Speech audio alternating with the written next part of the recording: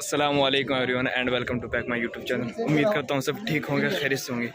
भाई आज है 15 अगस्त और 15 अगस्त वो तारीख़ है जिसे हमारा देश बहुत गर्व के साथ मनाता है। 1947 में 15 अगस्त 1947 में हमारा देश आज़ाद हो गया था और आज़ादी अल्लाह की तरफ से बहुत बड़ी नेमत है।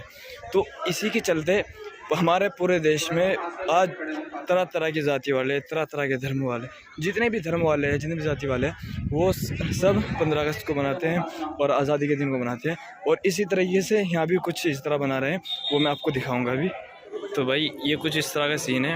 ये एक इदारा है तहफ़ीज़ुल कुरान और इसमें ये तलबा 15 अगस्त मना रहे हैं। जिंदाबाद हिंदुस्तान जिंदाबाद। इस पे दिल कुर्बान, इस पे जान भी कुर्बान है।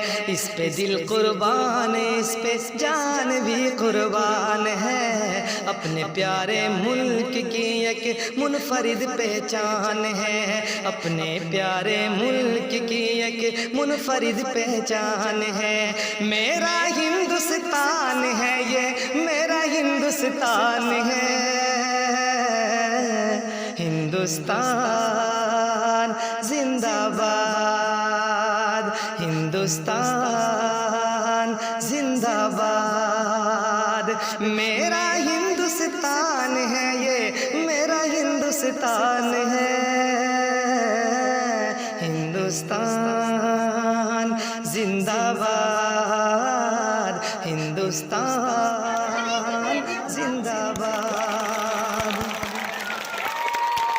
जन गण मन अधिनायक जय हे भारत भाग्य विधाता।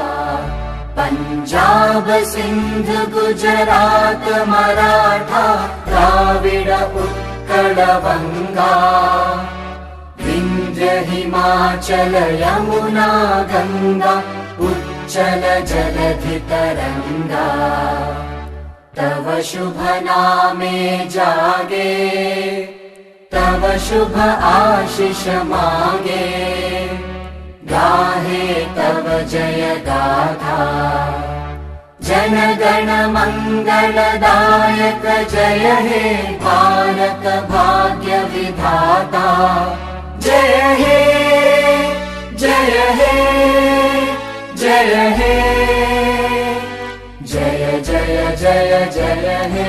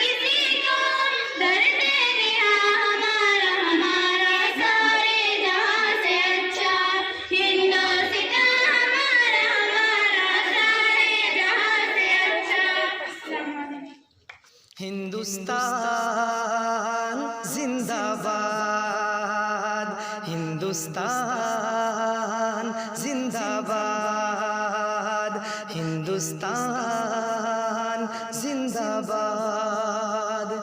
इस पे दिल कुर्बान, इस पे जान भी कुर्बान है। महात्मा गांधी, मौलाना अबुल कलाम आजाद, मौलाना उबैदुल्लाह सिंधी, सुभाष चंद्र बोस, जवाहरलाल नेहरू। चलो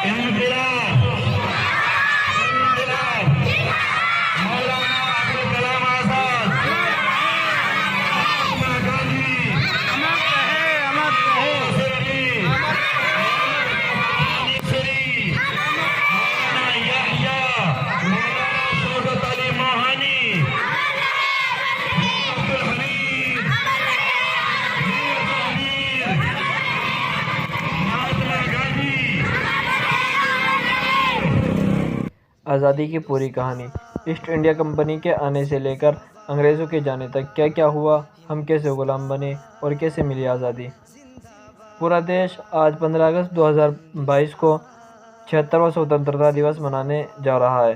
आज़ादी के बाद हमारा देश किस तरह आगे बढ़ा, इन 75 वर्षों की कहानी तो हम और आप सुनते रहते हैं, लेकिन आज़ादी से पहले की कहानी बहुत उलझी हुई है। खासकर जब कांग्रेस भाजपा एक दूसरे पर आरोप प्रत्यारोप लगाते हैं तो समझ नहीं आता कि कौन सही है और कौन गलत।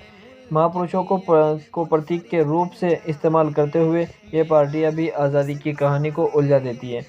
इस वजह से इतिहास की सही तस्वीर हमारे सामने नहीं आ पाती। युवाओं की जानकारी भी कुछ नामों पर जाकर छिटक जाती है। हमने कई महत्वपूर्ण मुद्दों की ओर ध्यान खींचा। इसी आधार पर हम आज़ादी की कहानी को 4 हिस्सों में बांट रहे हैं, ताकि आप अच्छे तरीके से समझ सकें कि हमारे पूर्वजों ने किस तरह संघर्ष किया और हमें एक नई ज़िंदगी दी।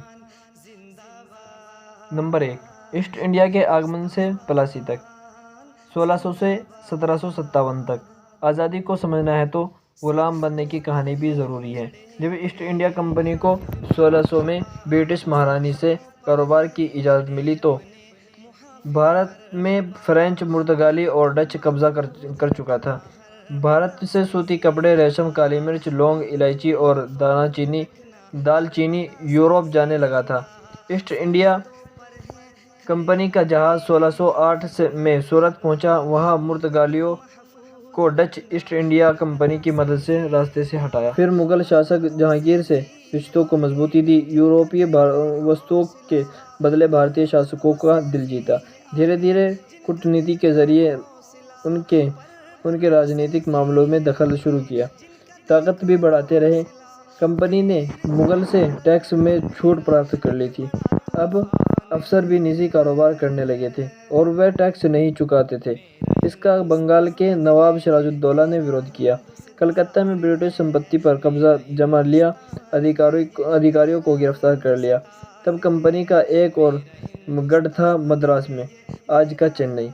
वहां से रॉबर्ट क्लाई नौसेना लेकर आए और 1757 में सिराजुद्दौला से प्लासी का युद्ध लड़ा। सिराजुद्दौला के सेनापति मीर जाफर ने विश्वासघात किया और युद्ध में नवाब की मौत हो गई। मदरसा तहफीजुल कुरान वस्त्र जहां के अन्न जहां का वह है प्यारा, इसकी रक्षा कौन करेगा। महात्मा गांधी, सुभाष चंद्र बोस, चंद्रशेखर आजाद। 1757 में प्लासी के युद्ध के बाद रॉबर्ट क्लाई और मीर जाफर की गद्दारी के वजह से बंगाल के नवाब सिराजुद्दौला की हार हुई थी और ईस्ट इंडिया कंपनी को भारत में पहली बड़ी जीत मिली थी। इस पेंटिंग को फ्रांसिस हेमन ने बनाया है, जो आप स्क्रीन पर देख रहे हैं। 1757 के युद्ध में जीत को लेकर प्लासी में अंग्रेज़ों ने एक मेमोरियल बनाया था।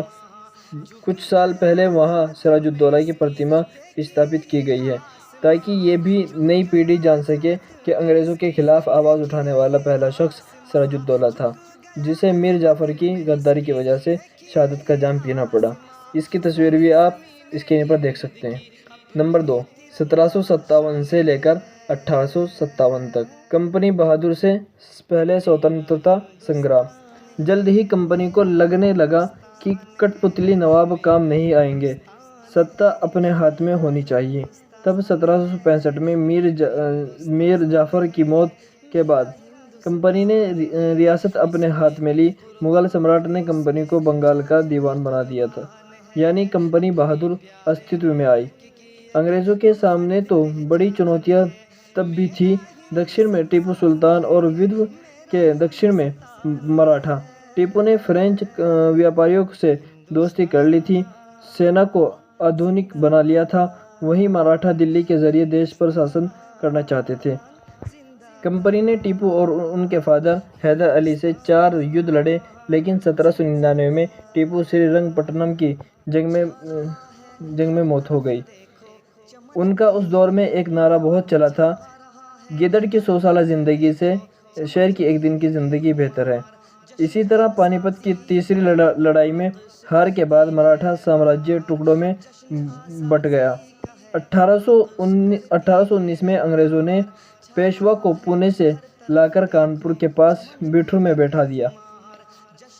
इस बीच पंजाब बड़ी चुनौती बना रहा था। महाराजा रंजीत सिंह जब तक रहे तब तक उन्होंने अंग्रेज़ों की दाल नहीं गलने दी, लेकिन 1839 में उनकी मौत के बाद हालात बदल गए।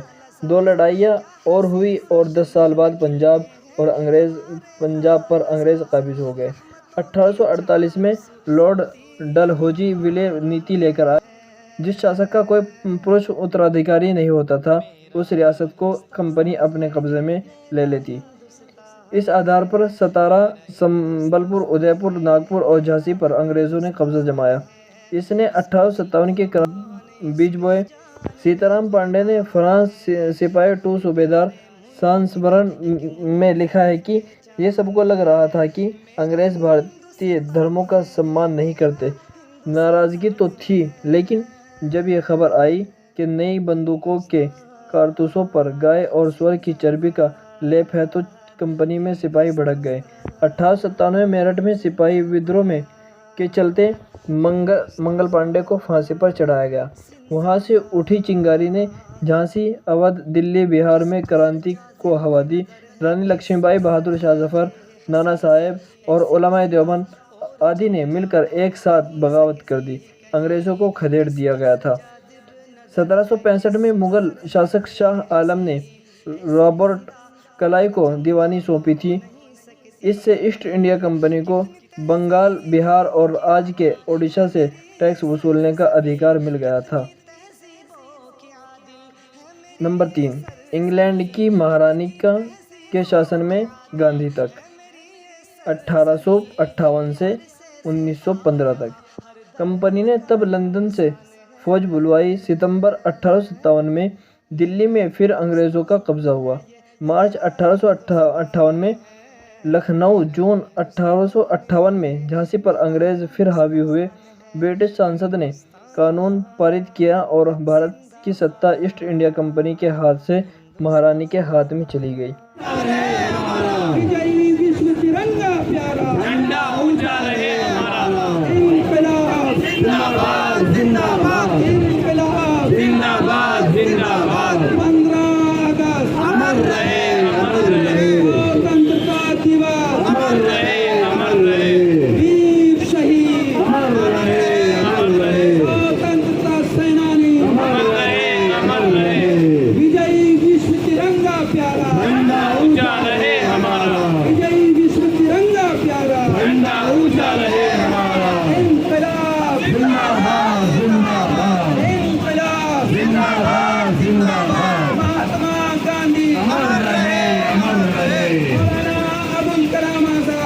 अमर रहे, अमर रहे।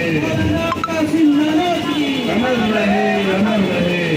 मौलाना जाफर फारसी अमर रहे, अमर रहे। सैयद अहमद शहीद अमर रहे, अमर रहे। सुभाष चंद्र बोस अमर रहे, अमर रहे। 1857 की क्रांति में दारुल उलूम देवबंद का भी बहुत अहम योगदान रहा है। दारुल उलूम देवबंद के पहले छात्र रहे मौलाना महमूदुल हसन ने अंग्रेज़ी शासकों को हराने के लिए रेशमी रुमाल की तहरीक आरंभ की। आपके लिए कंटेंट लाना भाई बहुत मुश्किल है काम है। अभी आप अंदाज़ा लगाओगे ना मैं कहाँ बैठा हूँ आपके लिए कंटेंट लाने के लिए। और ये देखो तो भाई बहुत मुश्किल काम है आपके लिए कंटेंट लाना। तो हम आपके लिए इतनी मेहनत करते हैं, तो वीडियो को लाइक कमेंट और शेयर ज़रूर कर दीजिए। और अभी देखिए अभी रैली अभी जारी है। देश और दुनिया भले ही दारुल उलूम देवबंद को इल्म और अदब का गहवारा समझता हो, लेकिन दारुल उलूम देवबंद के उलमा ने मुल्क की आज़ादी की जंग में महत्वपूर्ण भूमिका अदा की थी। इस्लामिक शिक्षा के लिए प्रसिद्ध दारुल उलूम की स्थापना मुल्क की आज़ादी के ऐसे वीरों को तैयार करने को हुई जो अंग्रेज़ों के नाक चने चबा सके। 1857 की क्रांति के विफल होने के बाद जब अंग्रेज़ों ने मदरसों को निशाना बनाया, उन पर अत्याचारों की इंतहा कर दी। इसके चलते अंग्रेज़ों की नज़र से बचते हुए 1866 में दिल्ली से दूर देवबंद में अंग्रेज़ों के खिलाफ मौलाना कासिम नानोतवी, हाजी आबिद हुसैन देवबंदी और मौलाना रशीद अहमद गंगोई के नेतृत्व में दारुल उलूम की स्थापना कर नया आंदोलन छेड़ा। दारुल उलूम के पहले छात्र मौलाना महमूदुल हसन ने ब्रिटिश शासकों के खिलाफ रेशमी रुमाल की तहरीक आरंभ की, जिसमें उनके सहयोगी मौलाना उबैदुल्ला सिंधी रहे। इस दौरान अंग्रेज़ों ने सैकड़ों उलमा को फांसी की सज़ा दी, लेकिन तब तक शेखुल हिंद के नाम से प्रसिद्ध हो चुके मौलाना महमूदुल हसन का आंदोलन परवान चढ़ चुका था। अंग्रेज़ों के खिलाफ कौम को तैयार किया गया। उलमा के जंगियों ने शामली के मैदान में मौलाना कासिम नानोतवी के नेतृत्व में अंग्रेज़ों से लड़ाई लड़ी और उन्हें पीछे हटने पर मजबूर किया, लेकिन अंग्रेज़ों के पास आधुनिक हथियार होने के चलते गोरिल्ला युद्ध ही लड़ने को मजबूर होना पड़ा। 1772 में आया था अंग्रेज़ों के खिलाफ पहला फतवा।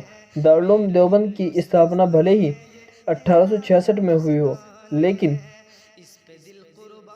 उलमा ने अंग्रेज़ों के खिलाफ पहले ही आरंभ कर दी थी, जिसमें दिल्ली से शाह अब्दुल अजीज़ वलीउल्लाह रहमतुल्लाह अलैह अंग्रेज़ों के खिलाफ आज़ादी की लौ जलाते हुए 1857 से 85 साल पहले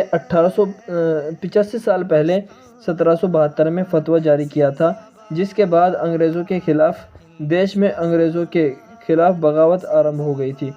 इस फतवे के बाद ही अंग्रेज़ों ने दिल्ली के मदरसों को ख़त्म करना आरंभ किया था, जिसके बाद ही अंग्रेज़ों की नज़र से बचने और आज़ादी की लौ जलाए रखने के लिए 1866 में दारुल उलूम की स्थापना देवबंद में हुई। उस्ताद और शागिर्द की कुर्बानी लोगों को ज़बानी याद है।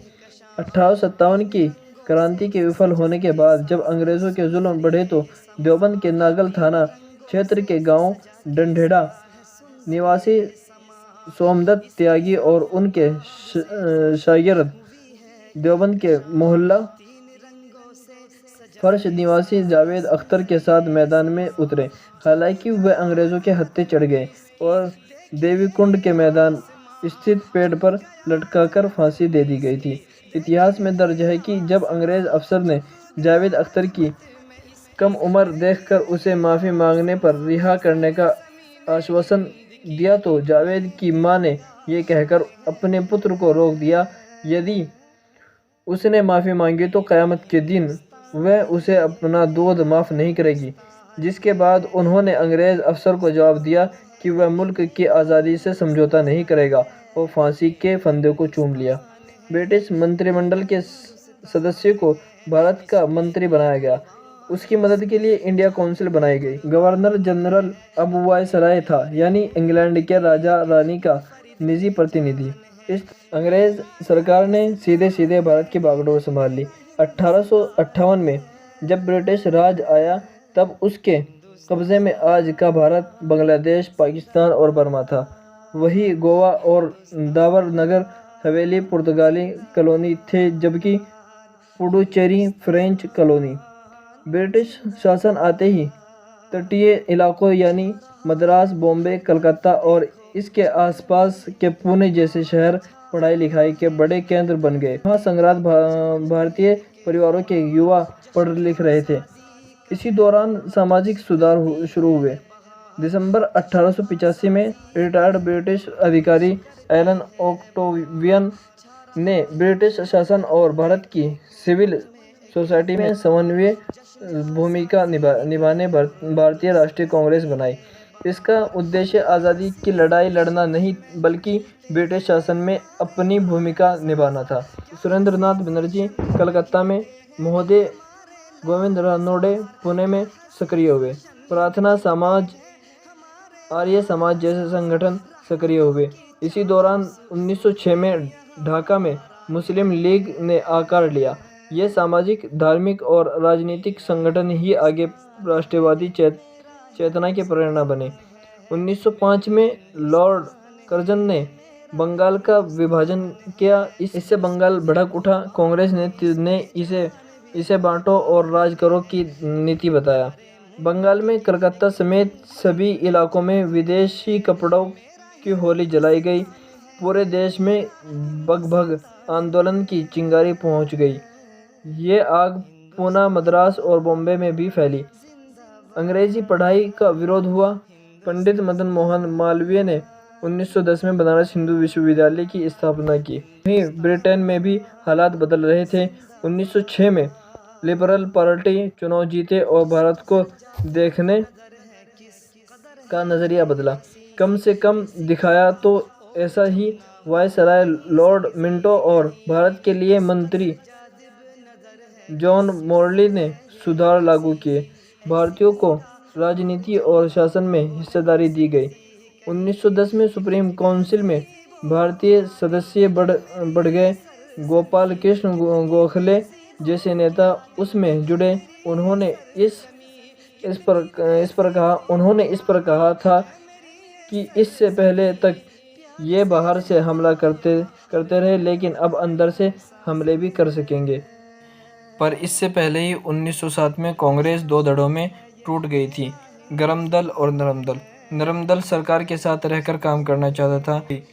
वहीं गर्म दल में लाल पाल बाल की तिगड़ी थी, यानी लाला लाजपत राय, बाल गंगाधर तिलक और विपिन चंद्र पाल। तिलक ने क्रांतिकारी प्रफुल्ल चाकी और खादीराम बोस के बम हमलों का समर्थन किया। उन्हें बर्मा की जेल में भेज दिया गया। उसके बाद पाल और अरविंद घोष ने सक्रिय राजनीति से संन्यास ले लिया। धीरे धीरे ये अगर राष्ट्रवाद आंदोलन भी कमज़ोर पड़ गया। 1928 में लाला लाजपत राय की भी अंग्रेज़ों की लाठीचार्ज में मौत हो गई।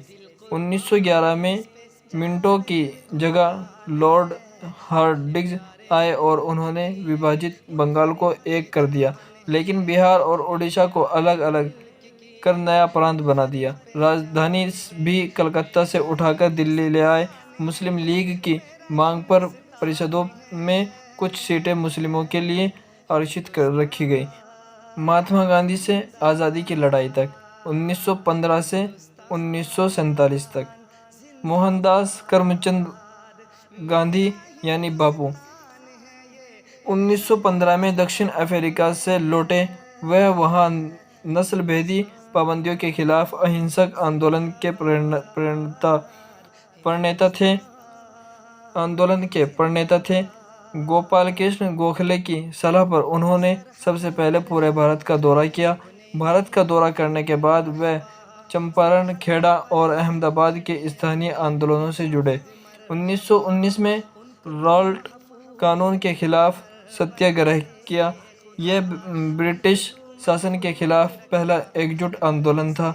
आंदोलनों को दबाने के लिए ब्रिटिश अधिकारियों ने दमनकारी हथकंडे अपनाए। अप्रैल 1919 में बैसाखी के दिन जलियांवाला बाग में जुटे प्रदर्शनकारियों पर गोलियां चलाई।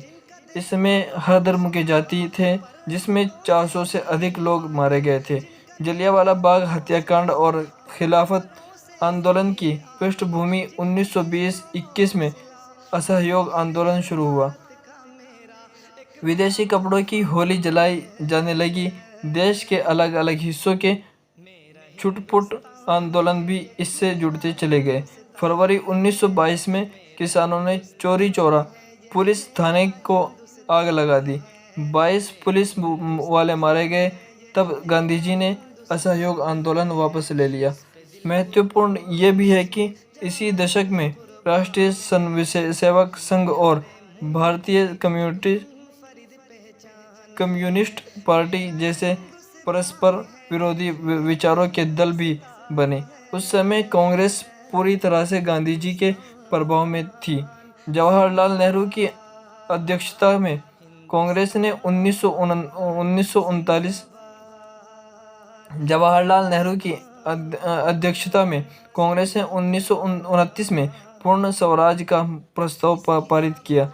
26 जनवरी 1930 को पूरे देश ने स्वतंत्रता दिवस भी मनाया। इस दौरान भगत सिंह, चंद्रशेखर आज़ाद, सुखदेव और अन्य मजदूरों और किसानों की क्रांति चाहते थे। हिंदुस्तान सोशलिस्ट रिपब्लिकन पार्टी भी बनाई थी। लाला लाजपत राय को पुलिस लाठीचार्ज में मौत के घाट उतारने वाले पुलिस अफसर लॉर्ड्स की 17 दिसंबर 1928 को भगत सिंह, राजगुरु और सुखदेव ने हत्या कर दी।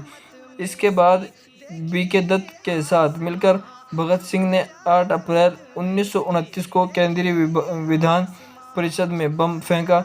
क्रांतिकारियों ने पर्चे में लिखा था कि उनका मकसद किसी की जान लेना नहीं, बल्कि बहरों को सुनाना है।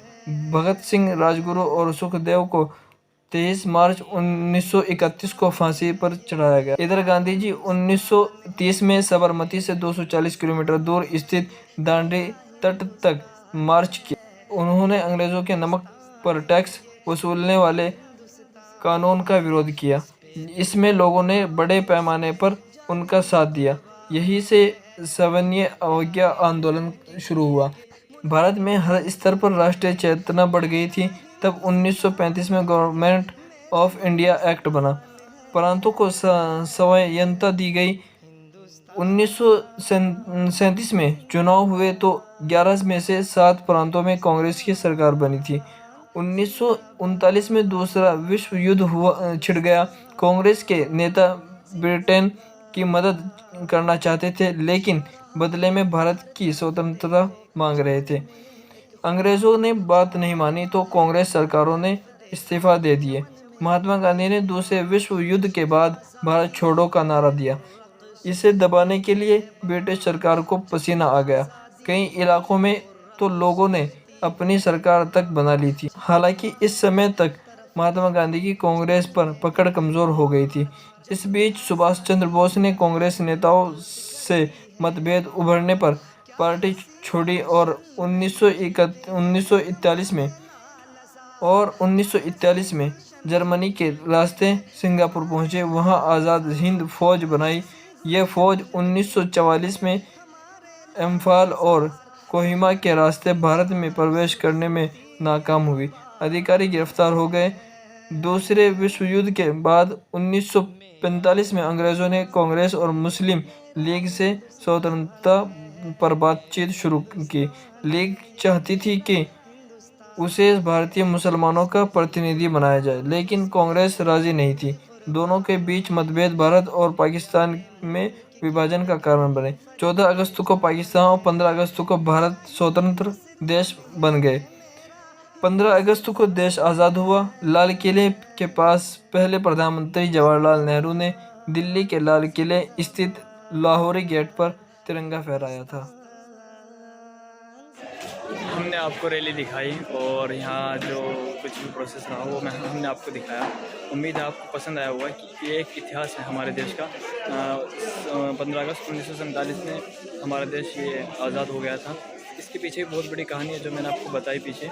वो इस तरह की कुछ कहानी है कि अंग्रेज़ जालिम जो था वो हमारे देश पर कब्जा कर चुका था एक कंपनी के थ्रू। तो इस तरह का कुछ सीन है वो मैंने आपको बता ही दिया। उम्मीद है आपको ब्लॉग बहुत ज़्यादा पसंद आया होगा और ये हमारी एक हिस्ट्री भी है, आपको पसंद आई होगी। उम्मीद है इसी के साथ साथ ब्लॉग करते हैं एंड, और ब्लॉग आपको पसंद है तो लाइक कीजिए, कमेंट कीजिए, अपने दोस्तों के साथ शेयर कीजिए, और चैनल पर नए आते चैनल को subscribe and bell icon press कर दीजिए, जिससे हमारे आने वाले ब्लॉग आपको नोटिफिकेशन। अपना बहुत सारा ख्याल रखिएगा।